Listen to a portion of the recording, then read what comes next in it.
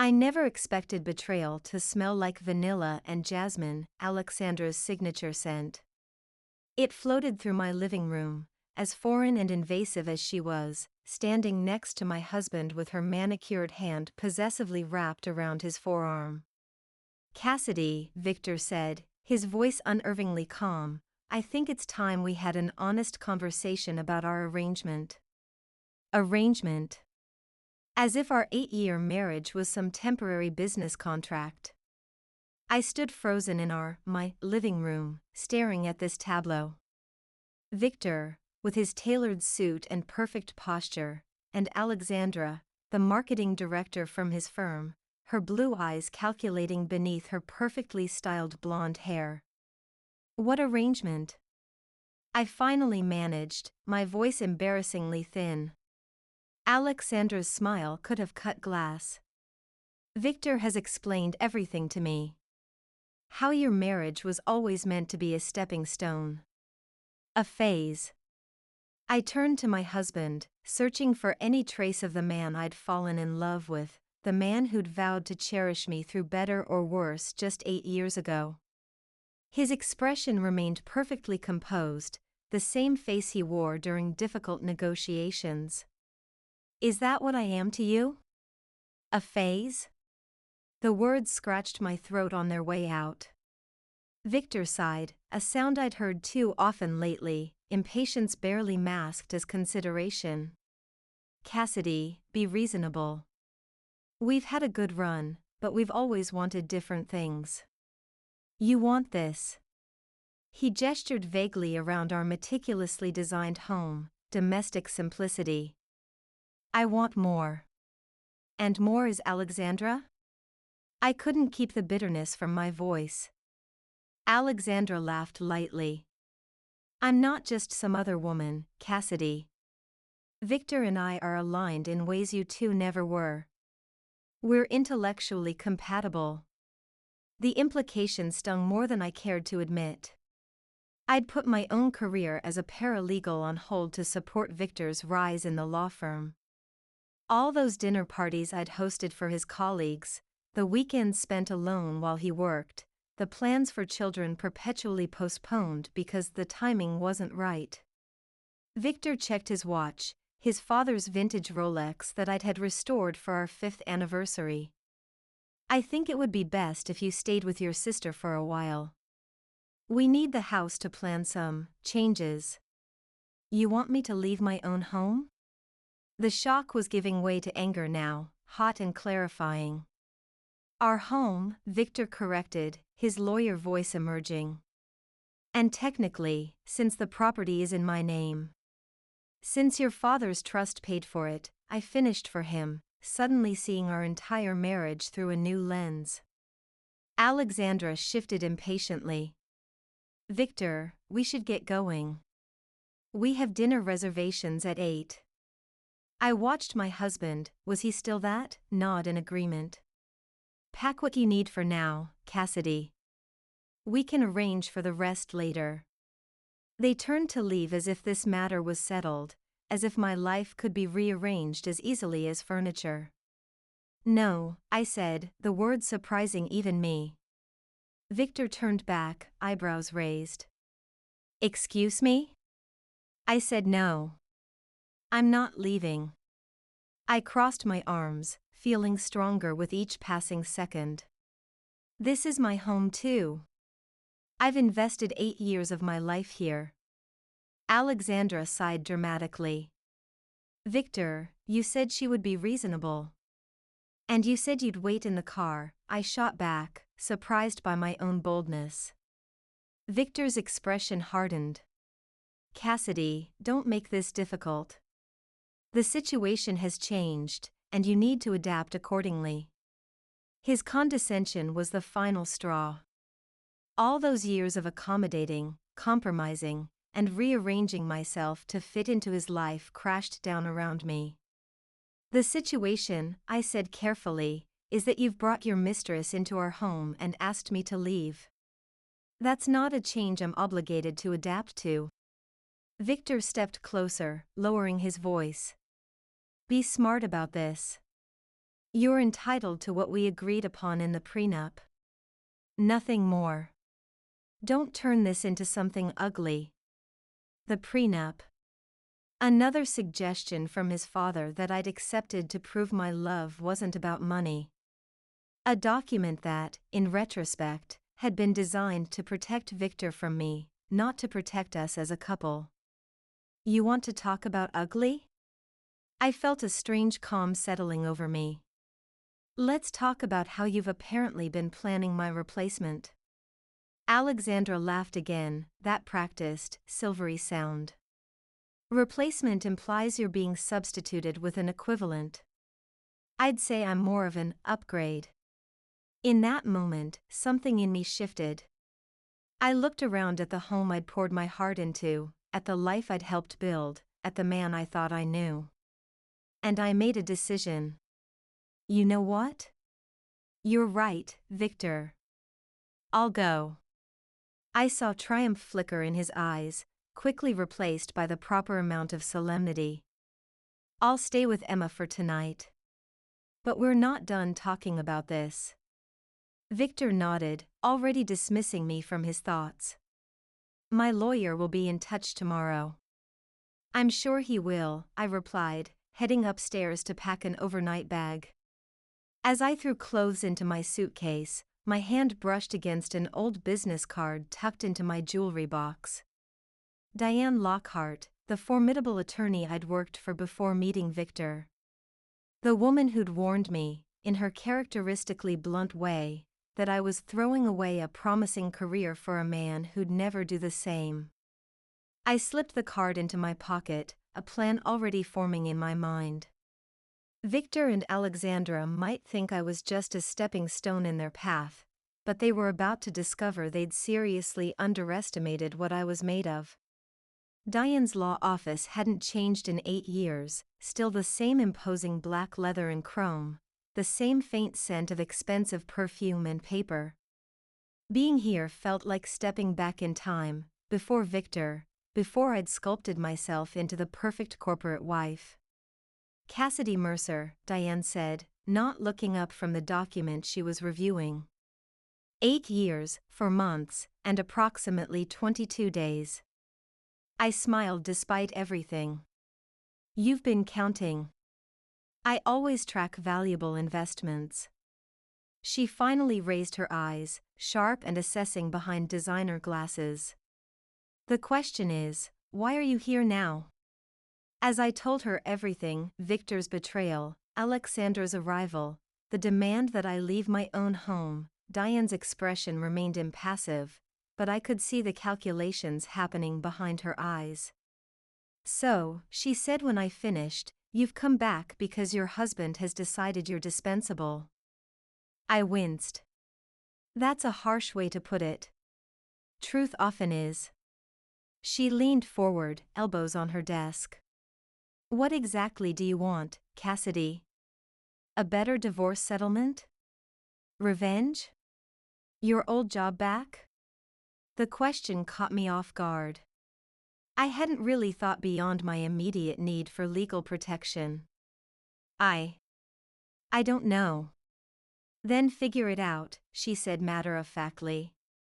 Because from where I'm sitting, you have 2 choices. You can be the wronged wife who takes what she's given, or you can be the woman who reclaims her life. Which will it be? I considered her words. Can I be both? A slight smile curved her lips. Now that's the Cassidy I hired. Smart, strategic, with just enough fire. She pressed a button on her intercom. Janet, cancel my 2 o'clock. And bring me the file on Victor Mercer's firm. My eyebrows shot up. You have a file on Victor's firm? I have files on all my competitors. She gave me a look that dared me to be surprised. This is going to require some careful planning. Where are you staying? With my sister Emma. Good. Stay there. Don't remove anything else from the house yet. She was already making notes. We need to know exactly what we're dealing with first. What about the prenup?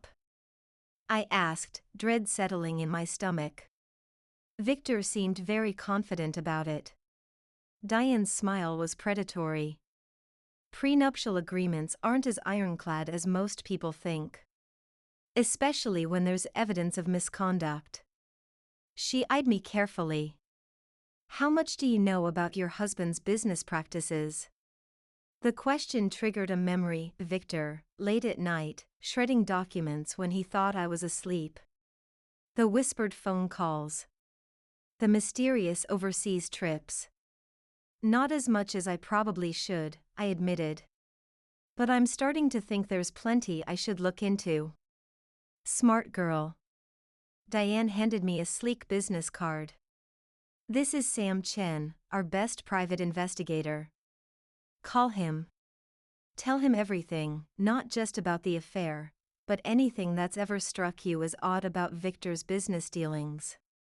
I took the card, feeling a strange mix of dread and anticipation. You think there's more to this than just an affair? In my experience, men like Victor don't suddenly decide to throw away a carefully curated marriage without a catalyst. Alexandra may be the smoke, but we need to find the fire. As I left the office, Diane called after me. Cassidy? Remember what I taught you about opposition research? I paused at the door. Know more about them than they know about themselves. She nodded approvingly. Exactly. Your husband thinks he knows you, the compliant wife who'll quietly step aside. Show him how wrong he is.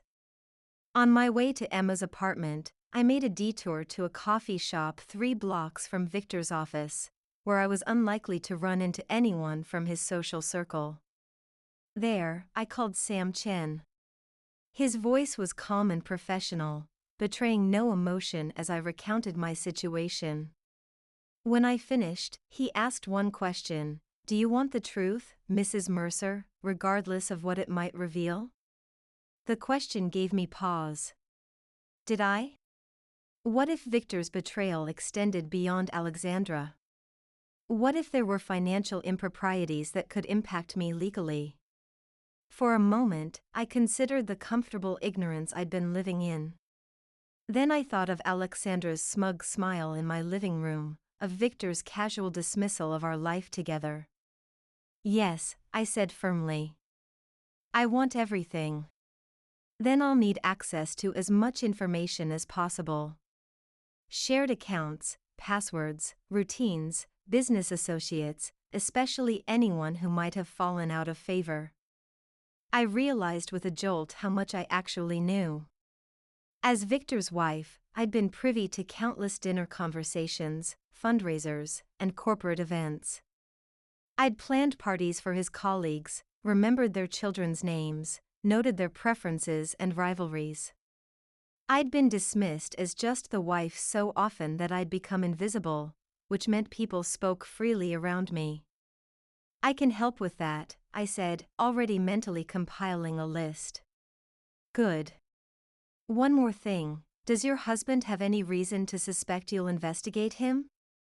I thought about how easily Victor had assumed I'd simply leave our home, how confidently he'd predicted my compliance.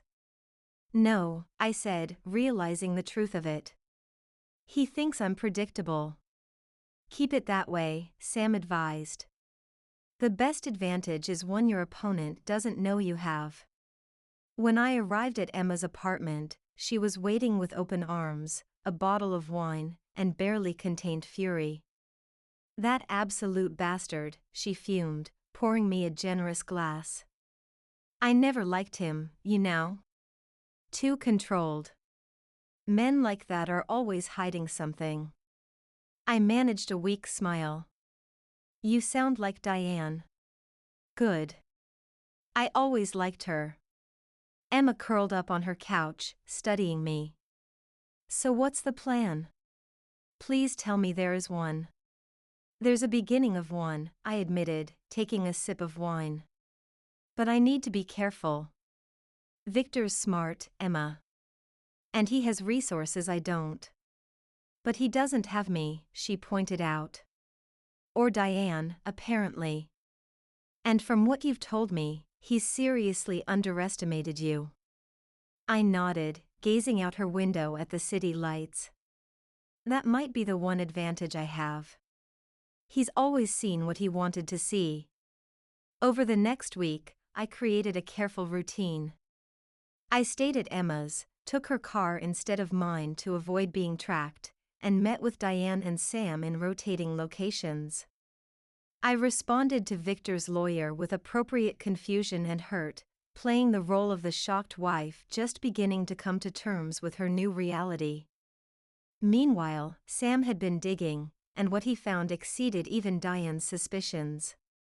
Your husband's been moving firm assets through a series of shell companies, Sam explained, spreading photographs across Diane's conference table. Here he is meeting with Jason Vance. Officially, they've never had business dealings, but I traced at least 5 offshore transactions between them. Diane picked up a photo. Vance was disbarred 3 years ago for client fund misappropriation. The revelation hit me like a physical blow. Victor said that case was a witch hunt. He defended Vance publicly. And privately, it seems, Sam noted, showing another photo of the men shaking hands in what looked like a private airport hangar. This doesn't necessarily connect to Alexandra, I said slowly, but it does explain why Victor might want a quick, clean break. If he's involved in something illegal, he'd want to insulate himself, Diane finished. Including from a wife who might be entitled to half his assets in a divorce, and who could potentially be called to testify against him. I shook my head, disbelieving. This doesn't make sense. Victor's always been obsessively careful about his reputation, his legacy. People take risks when they're desperate, Sam said. Or when they think they won't get caught. Something clicked in my memory. 3 months ago, Victor started working late more often. He said they had a new high-profile client, very hush-hush. I looked at Sam. Could you find out when Alexandra started at the firm? Sam made a note. I'll look into it. Diane was watching me carefully. What are you thinking, Cassidy? I'm thinking, I said slowly, that Alexandra might not just be an affair. She might be a co-conspirator. The next piece of the puzzle fell into place at 3 a.m., when Emma shook me awake, her expression grim. You need to see this, she said, handing me her tablet. On the screen was a news article about a federal investigation into money laundering at several prestigious law firms. Victor's wasn't mentioned, but 2 of their biggest clients were. This went live an hour ago, Emma said. I set up alerts for anything related to Victor's firm. I read the article twice, my mind racing. This could explain why he's suddenly in such a hurry to divorce. If he's worried about being investigated, he might be trying to hide or move assets, Emma finished. And Alexandra could be helping him. I grabbed my phone. I need to call Diane. Despite the hour, she answered on the second ring, her voice alert. I've seen it. Sam's already working on connections. But Cassidy, if Victor is implicated in this, we need to be extremely careful. This goes beyond a divorce case. What should I do? For now, nothing changes. Continue being the confused, hurt wife. We need more information before we make any moves. After hanging up, I lay awake, staring at Emma's ceiling. The Victor the first thought I knew, ambitious but ethical, driven but principled, seemed to be dissolving before my eyes. Had I ever really known him? Or had I just seen what I wanted to see, what he'd carefully presented? The next morning, Victor's lawyer called. Mrs. Mercer, my client is growing concerned about the delay in resolving this matter. He's prepared to offer a more generous settlement if you'll agree to expedite the process. How generous? I asked, forcing a tremor into my voice. An additional $50,000 and the vacation property in Aspen. The offer was meant to sound substantial, but considering what I now suspected about Victor's hidden assets, it was insulting. I'll need to think about it, I said, maintaining my facade of uncertainty.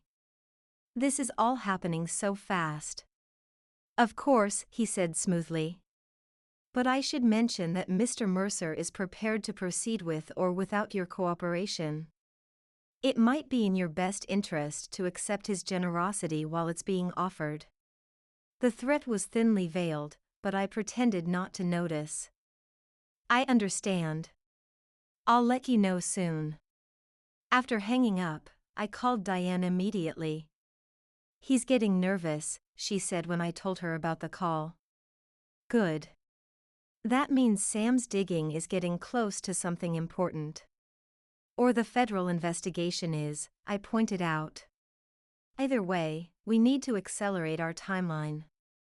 I think it's time for you to go home, Cassidy. I nearly dropped the phone.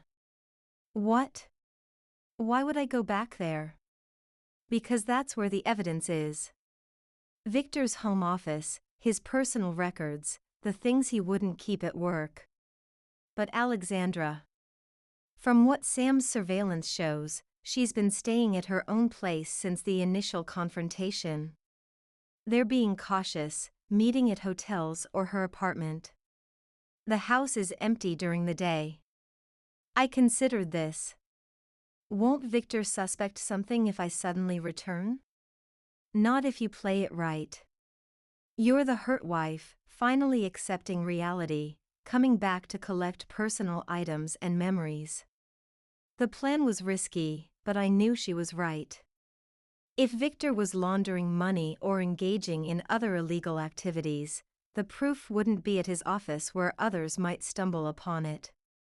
The next day, I drove to Victor's house, my heart pounding so loudly I was sure the neighbors could hear it.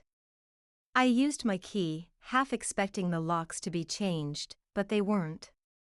The house was silent, almost eerily so without the usual sounds of our shared life. I moved through the rooms like a ghost, noting small changes. Alexandra's belongings were scattered throughout, a cashmere throw I'd never seen before draped over the couch, an unfamiliar brand of coffee in the kitchen, a different scent in the air. In the master bedroom, her perfume was stronger. Her clothes hung in what had been my closet, her makeup arranged on my vanity. I forced myself to ignore the visceral pain this caused and focused on the task at hand. Victor's home office was locked, unusual, as he'd never bothered when I lived there. Fortunately, I knew where he kept the spare key, hidden in a hollowed-out book on the living room shelf. Some things, at least, hadn't changed. Inside his office, everything looked properly organized, exactly as Victor liked it. But something felt off. I ran my fingers along the spines of his law books, remembering how he'd arrange them by topic rather than alphabetically, a system that had always struck me as unnecessarily complicated. They were arranged alphabetically now. I pulled out a leather-bound volume on contract law, one I knew Victor referenced often. It felt lighter than it should have. Opening it, I discovered it had been hollowed out, just like the book that held the key. Inside was a small black flash drive. My hands shook slightly as I plugged it into Victor's computer. The drive was password protected, of course. I tried our anniversary date, nothing. His birthday, nothing. The date he made partner, nothing. Then, on a hunch, I tried Alexandra's birthday, which I knew from the firm directory I'd helped compile last year. The drive unlocked.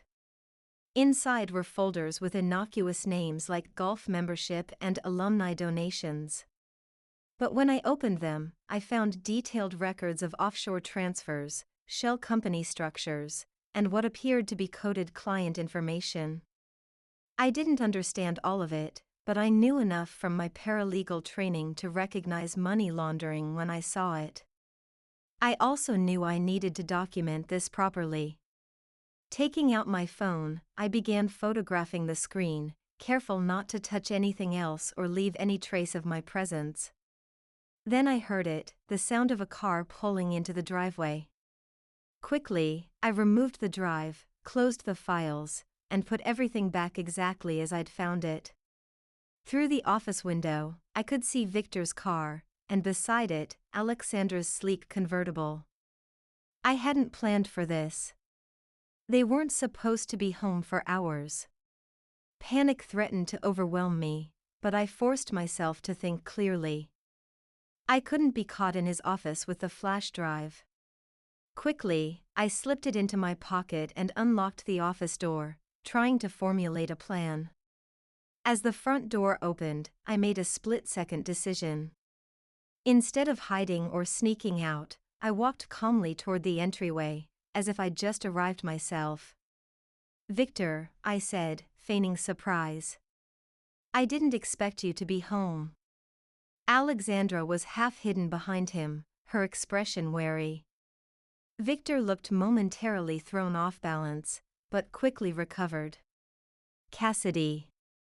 What are you doing here?" I held up the small box I'd brought as cover.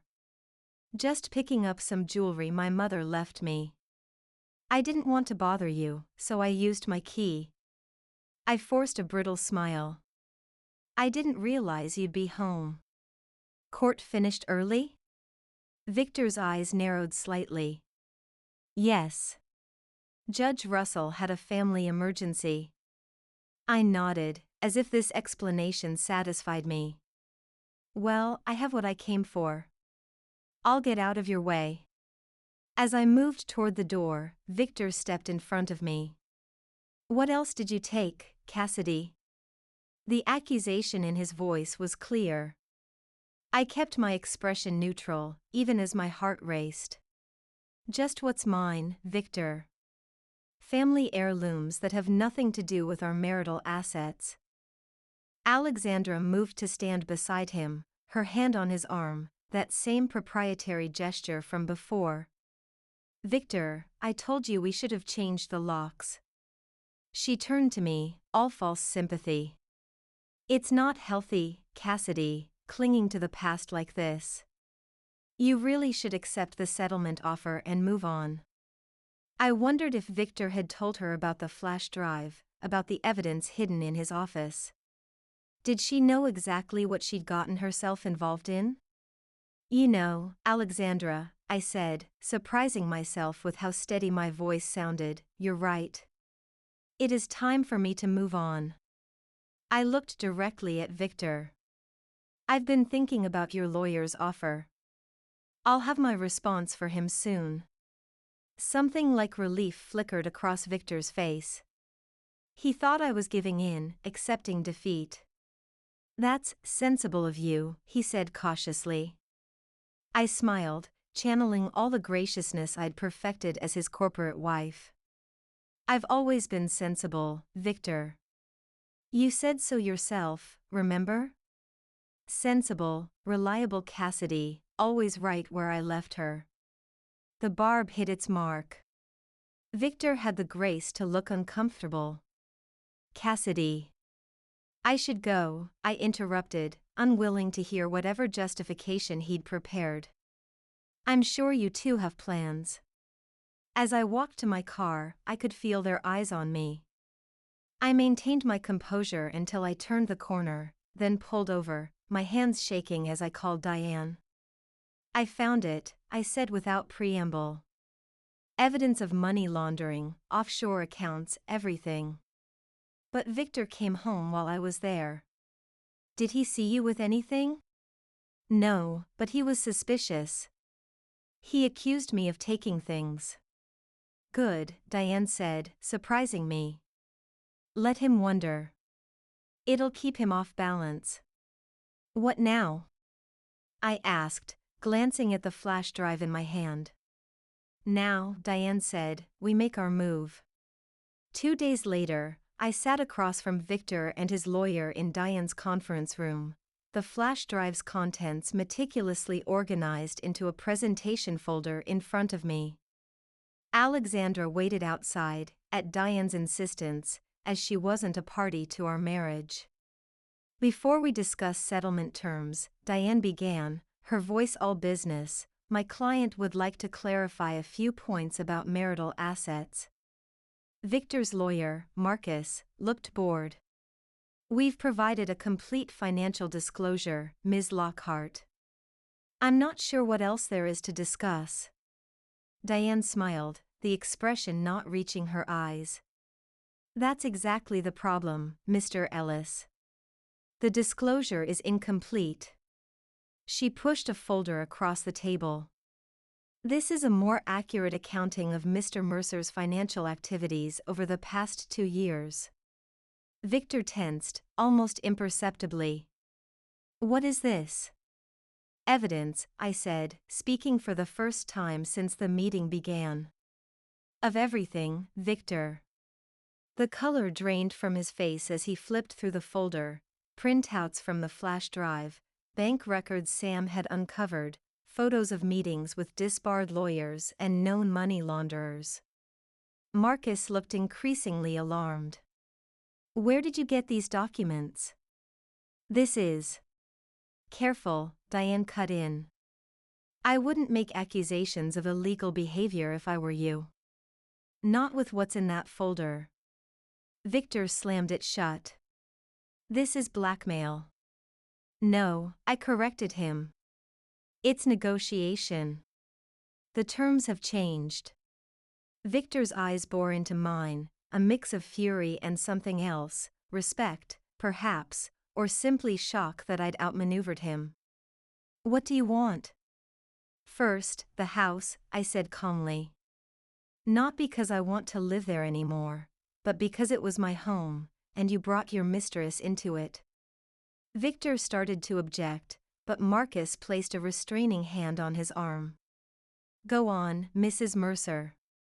Second, 70% of our marital assets, including the ones not disclosed in your financial statements. Marcus shook his head. That's excessive.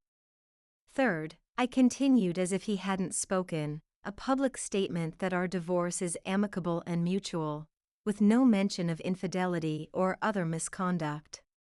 Victor leaned forward. Why would you want that? I thought you'd be eager to ruin my reputation. I met his gaze steadily. Because I'm not like you, Victor. I don't destroy people simply because I can. And if I refuse?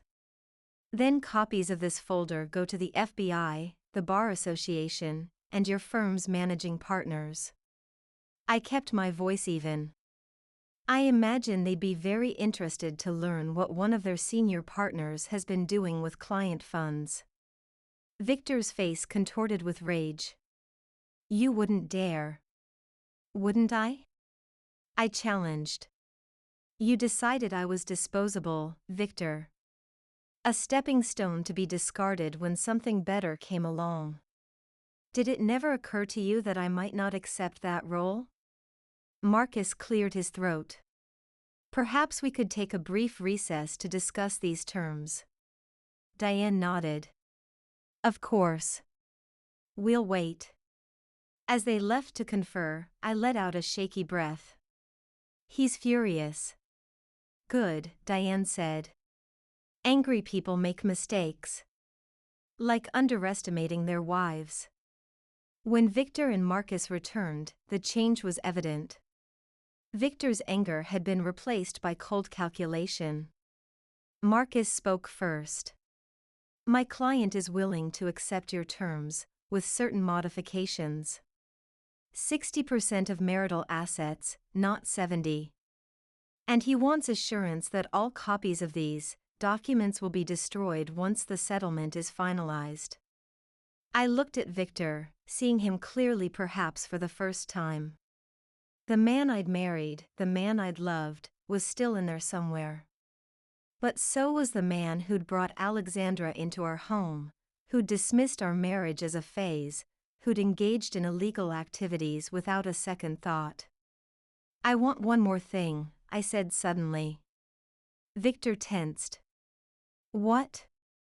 "An honest answer. Was any of it real? Us, I mean." For a moment, something like genuine emotion flickered across his face. "Yes," he said quietly. "It was real. Until it wasn't." I nodded, accepting this partial truth. "Then we have a deal. 60%, the house, and the public statement." As we signed the preliminary agreement, Victor leaned close. "You never mentioned Alexandra." "Why?" I shrugged. "She doesn't matter to me, Victor." "She never did." His eyes narrowed. "You've changed, Cassidy." "No," I corrected him. "I'm exactly who I've always been. You just never bothered to look closely enough to see it."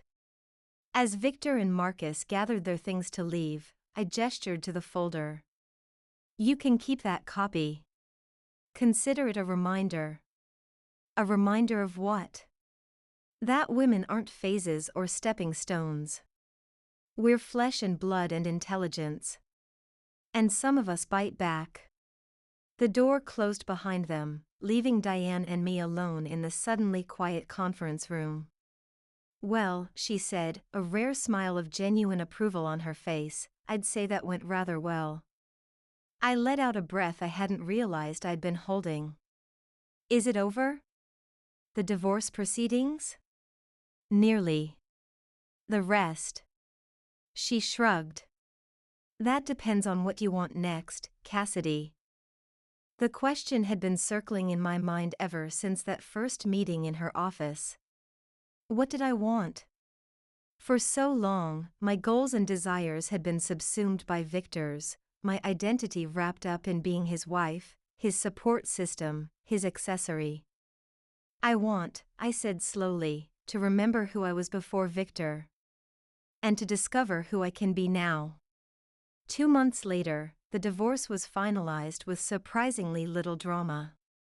True to our agreement, Victor released a statement about our mutual decision to part ways, thanking me for 8 wonderful years and expressing hope for my future happiness. Behind the scenes, things were less amicable. Alexandra, I learned from Sam's continued surveillance, had been furious about the settlement, but Victor had managed to keep her in check, perhaps afraid of what else I might know or what evidence I might still possess. I sold the house, unable to feel comfortable there after everything that had happened. With the proceeds and my divorce settlement, I bought a sunlit apartment overlooking the park and, more importantly, invested in a small legal consulting firm specializing in financial forensics. It was Diane who suggested it, over dinner at her favorite restaurant. "You have a unique perspective now," she pointed out. "You understand how people hide things, how they create facades. And you've proven you can see through them." I'd been unsure at first, doubtful of my abilities after years of being told I was merely sensible rather than strategic or insightful. But the more I considered it, the more right it felt. On the day my investment became official, making me a junior partner in the firm, I received a text from an unknown number. "Congratulations on your new venture. You always were smarter than he gave you credit for." There was no signature, but I didn't need one. Few people knew about my investment, it had been deliberately kept quiet until all the paperwork was finalized.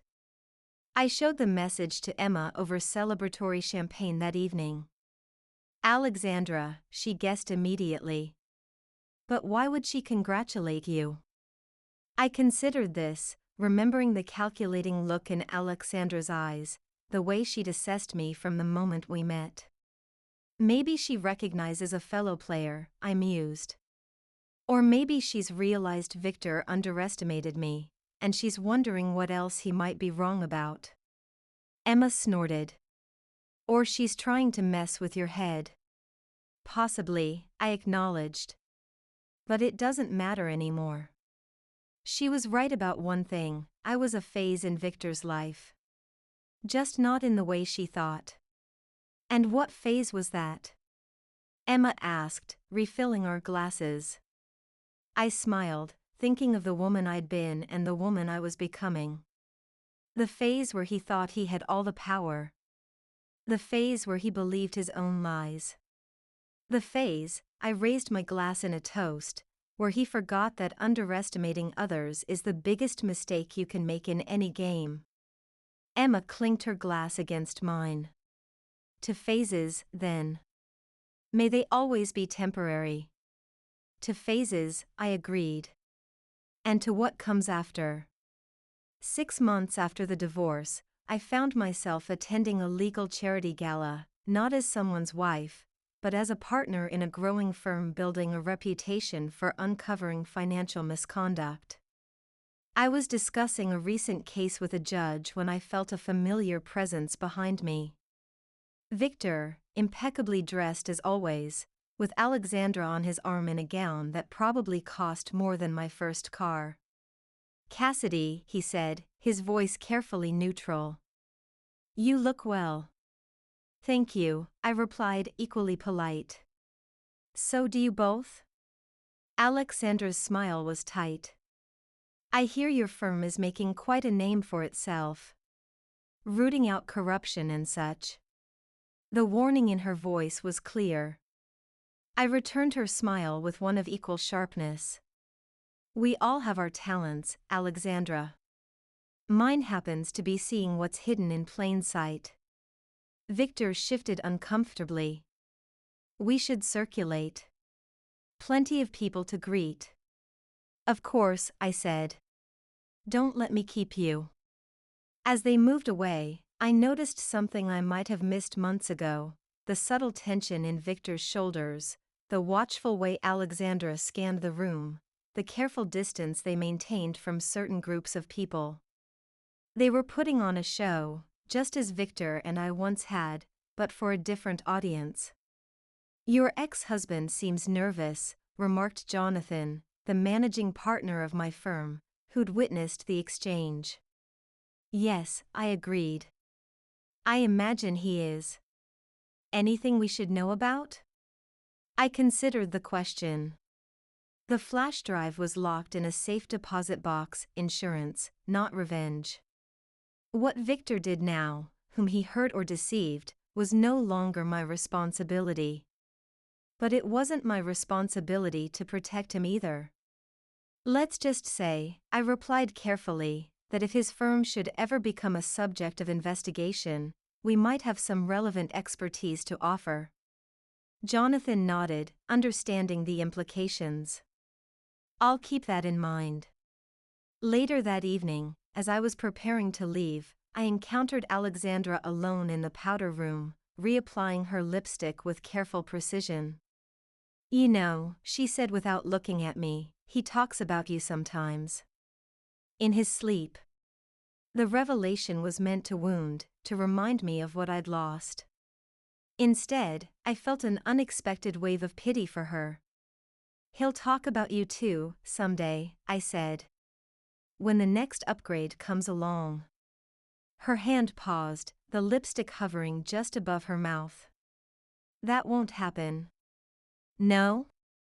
I adjusted my bracelet, the picture of casual indifference. "You know, Alexandra, I understand the pattern better than you think. I lived it. You're not the first upgrade, just the most recent." Her perfectly lined lips pressed together, vulnerability flashing across her features before the mask returned. "What are you implying?" "Check his phone sometime. Look for a Natalie at Breyer and Associates." I gathered my clutch, watching understanding dawn in her eyes. Victor has a type: ambitious women who can advance his interests. Before me, it was his professor's daughter. Before her, someone else. Alexandra's hand trembled slightly as she capped her lipstick. "Why tell me this?" "Because phases end, Alexandra. Mine did. Yours will too. I moved toward the door, then paused. When it does, remember you have options. In the months that followed, I watched from a distance as Victor's carefully constructed world began to unravel. The federal investigation intensified. Alexandra left, for reasons never publicly stated, and my firm was contracted to assist in the case against Victor's partners. I recused myself, of course. Professional ethics demanded it. One rainy evening, as I worked late in my office, my assistant announced an unexpected visitor. "Ms. Lockhart is here to see you." Diane entered, looking pleased in that understated way of hers. She placed a folder on my desk. "Thought you'd want to see this. Victor's firm is being indicted tomorrow." I nodded, not surprised but still processing the finality of it. "Will he testify against the others?" "Apparently. In exchange for reduced charges." She studied me carefully. "Any regrets?" I thought about the woman I'd been, the temporary phase in someone else's story, and the woman I'd become, a permanent force in my own. "None," I said honestly. Some chapters need to end for better ones to begin. Diane smiled, rare approval in her eyes. Spoken like someone who was never just a phase to begin with.